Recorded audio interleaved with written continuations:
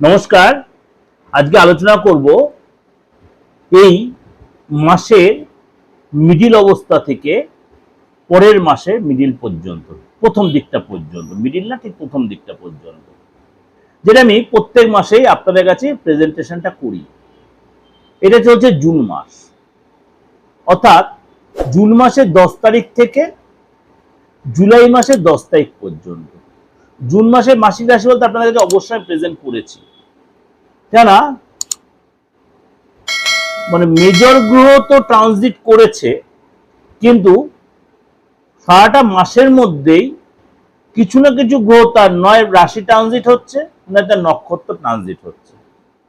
কেন আপনি হাত দেখেই বলুন, ফেস রিড করেই বলুন, আর আপনি হরোস্কোপ দেখেই বলুন, আপনাকে সেই গ্রহ রাশির উপর বেস করেই এগোতে হবে। না সূর্য চন্দ্র বা দিন রাত্রি যাই হচ্ছে পুরোটাই গ্রহ রাশির বেস, মানুন আর নাই মানুন, সারা বিশ্বতে এটাই হলো মেন ফ্যাক্টর। তাহলে এই মুহূর্তে আমরা আলোচনা করব জুন মাসের 10 তারিখ থেকে জুলাই মাসের 10 তারিখ পর্যন্ত।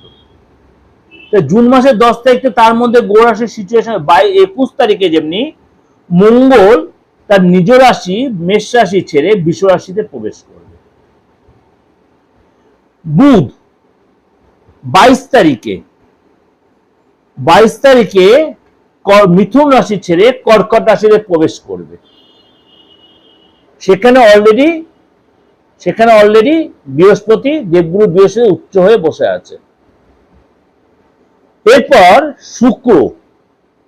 শুক্র কিন্তু অলরেডি 8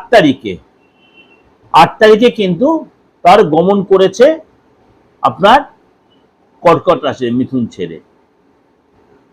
এবং সূর্যদেব প্রতি মাসের মতোই এই মাসেও কিন্তু 15 জুন বৃষ রাশি ছেড়ে মিথুন রাশিতে প্রবেশ করবে। সুতরাং এই যে 10 তারিখ থেকে 10 তারিখ এতগুলো গ্রহ তার সিচুয়েশন চেঞ্জ হলো, এবং কর্কট রাশিতে 3 গ্রহের মেলবন্ধন তৈরি হলো, এবং কেতু বসে আছে সিংহ রাশিতে, মানে কুম্ভ রাশিতে বসে আছে রাহু, শনি বসে আছে মীন রাশিতে।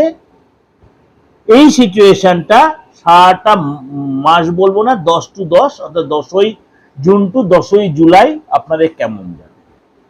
তার সাথে বলে রাখি, অবশ্যই আপনারা আমার এই প্রোগ্রামটা ফলো রাখুন। আপনাদের নতুনত্ব দিয়েছি, যা আপনাদের সকলের রিকোয়েস্ট, যে নক্ষত্রের ক্যারেক্টারিস্টিক, অর্থাৎ নক্ষত্রের চারিত্রিক ধরন বা তার কি কি গুণাগুণ। রাশি লগ্ন তো আমরা আলোচনা করেছি বা করব, কিন্তু নক্ষত্রের এই যে বিচার 27টা নক্ষত্রের, আপনার নিজেদের নক্ষত্র নিজের জেনে সেখানে আপনি কিন্তু অবশ্যই জেনে নিলে আপনার কার কোন রাশির সাথে মিলবে, কি আপনার ক্যারেক্টার, কি নেচার, কাদের সাথে কি ধরনের প্রফেশন বা কি কেরিয়ার, কাদের সাথে রিলেশন, কি ব্যবসা করবেন, এটা কিন্তু আমার দেয়া রয়েছে আমার এই দিগদর্শন চ্যানেলে। এবার যারা নক্ষত্র জানেন না, রাশি জানেন না, আপনার নামটাও জানেন, তার নিজের রাশিটা জেনে নিন, কারোর কাছে প্রেডিকশন নিয়ে। যদি মনে হয় পার্থদের কাছে আসবেন, আসতেই পারে, ফেসটা দেখিয়ে, হাতটা দেখিয়ে। লাস্ট হচ্ছে বাস্তুটা বারবার কেন আপনাদের বারবার বলি যে রেক্টিফিকেশনটা প্রয়োজন বাস্তু। তাহলে কি ডিমোলাইজড করে ভেঙে না, আপনার ঈশান কোণে টয়লেট আর সাউথ ওয়েস্টে আপনার গেট রয়েছে, বা সাউথ ইস্টে আপনার কোনো জলের ব্যবস্থা রয়েছে, তাহলে কি করবেন? আপনার উপায় নেই তো, আপনার বাড়িটা বা ফ্ল্যাটটা ছাড়তে পারছেন না ইমিডিয়েট, বা আপনি যাকে বিক্রি সেও তো এসে দেখবে, সেও তো নাও নিতে পারে, আপনি মঞ্চ রেক্টিফাই করে নিন না।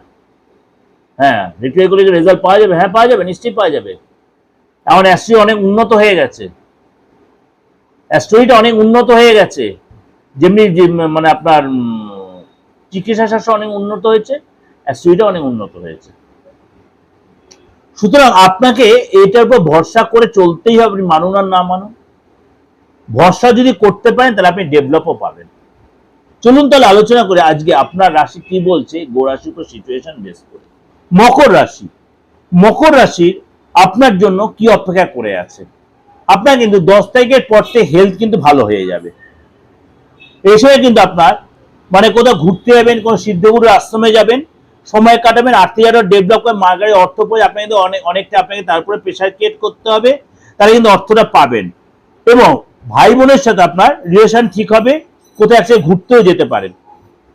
এছাড়া কিন্তু কাজের জায়গা আপনার প্রমোশন হবে, বা আপনি নতুন করে চাকরি খুঁজে সেখানে ডেভেলপ আসবে, নতুন চাকরি পেতে ভালো অফার পাবেন, বড় ধনলাভ হবে, এবং মার্কেটে অর্থ যে পড়েছিল সে অর্থ পাবেন, কিন্তু আপনার ব্যাড হ্যাবিট, টেনশন এগুলো কাটবে, শরীর স্বাস্থ্য ঠিক হবে, এবং আপনার কিন্তু জ্যোতিষের প্রতি ইন্টারেস্ট বাড়বে, আধ্যাত্মিক চেতনা আপনার বাড়বে, এবং এসবে কিন্তু আপনার ব্যবসায় কিন্তু আপনার যে লোকসান হয়েছে সে টাকাটা অনেকটা রিকভারি করতে পারবেন।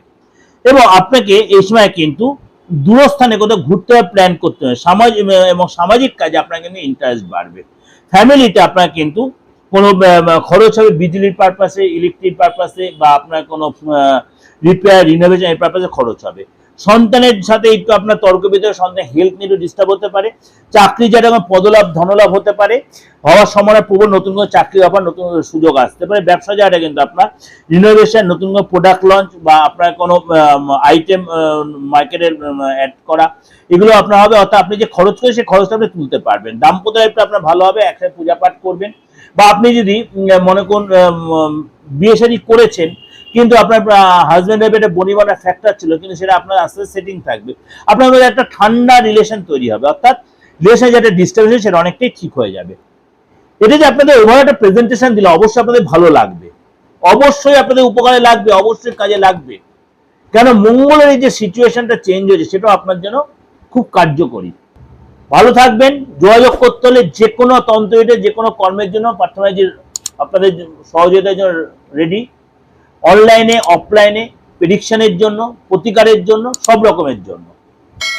আপনাকে চেম্বারে কষ্ট করে গণের মধ্যে না এসে আপনি কিন্তু, বা এসে বসে থাকাচ্ছে, আপনি কিন্তু অনলাইনেও ঘরে বসে আপনি প্রেডিকশন নিয়ে প্রতিকারটা করে নিতে পারেন। ভালো থাকবেন, নমস্কার।